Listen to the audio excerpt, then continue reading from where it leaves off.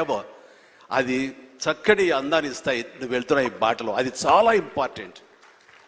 చాలామంది అత్యున్నత స్థానానికి వెళ్ళిపోతుంటారు, కానీ క్యారెక్టర్ లేకపోతే వాళ్ళు ఎంత ఎత్తుకెళ్ళినా సరే సర్లే పెద్ద చేసేళ్ళు అని అంటారు.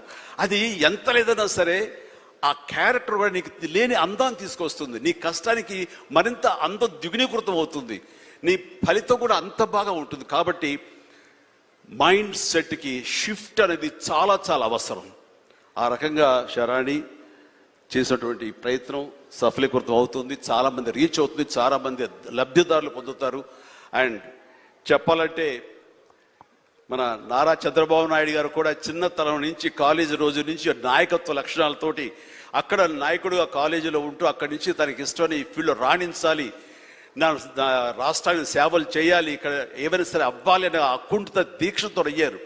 ఆ రోజున రామారావు గారు ఉంటారని ఆయన పాలిటిక్స్కి వస్తారని కాదు, ఆయనకు మీద నమ్మకం. ఆయన అట్లా ఏ మారుమూలు ఉన్నా నేను ఎట్లయితే యాక్టింగ్ మీద నా నమ్మకంతో నేను ఎలా ఉన్నానో అలాగే నాయకత్వ లక్షణాలతో పాలిటిక్స్లో రావాలి, రాణించాలి, ఇతోధికంగా ఎంతో సేవలు చేయాలని అనుకున్నారు. కాబట్టి నాయకుడిగా, స్టూడెంట్ నాయకుడిగా, విద్యార్థి నాయకుడిగా ఉన్న ఆయన పాలిటిక్స్లో రావడం ఏంటి అనుకోని పరిస్థితుల్లో అవకాశాలు వస్తే వాటిని చేజిక్కించుకుని వాటిని ఆసరాగా తీసుకుంటూ అంచెలంచెలుగా ఎదుగుతూ ఈ రోజున మనం చూసేటువంటి అద్భుతమైనటువంటి ఒక మహానాయకుడిగా ఎదిగారు. ఆయన దిశానిర్దేశంలో, ఆయన నాయకత్వంలో హైదరాబాద్ దగ్గర నుంచి ప్రతి నగరం, అంటే ఫస్ట్ ఇండియాలో ఆఫ్టర్ బెంగళూరు మళ్ళీ అలాంటి ఐటీ నగరంగా, అంటే ఎంత విజనరీ అంటే ఫ్యూచర్లో ఇది డెఫినెట్గా ఈ రోజున మనం అనుకుంటున్నాం డిజిటలైజేషన్ ఆ రోజున అంత ఉధృతంగా లేదు, అలాంటి దాన్ని అవి తీరుతుంది ఆయన అన్నారే. ఆయన మైండ్ సెట్ ఆ రోజు అలా షిఫ్ట్ చేసుకుని దానికి కట్టుబడి ఉన్నారు. కాబట్టి ఈ రోజున ఐటీలో కానివ్వండి, అతను డిజిటలైజేషన్లో కానివ్వండి, ఇదిగో ఈ రోజున ఏఐలో కానివ్వండి, ఆ స్థాయికి వెళ్ళటానికి నాంది పలికినటువంటి పాయనీర్ మన చంద్రబాబు నాయుడు గారు.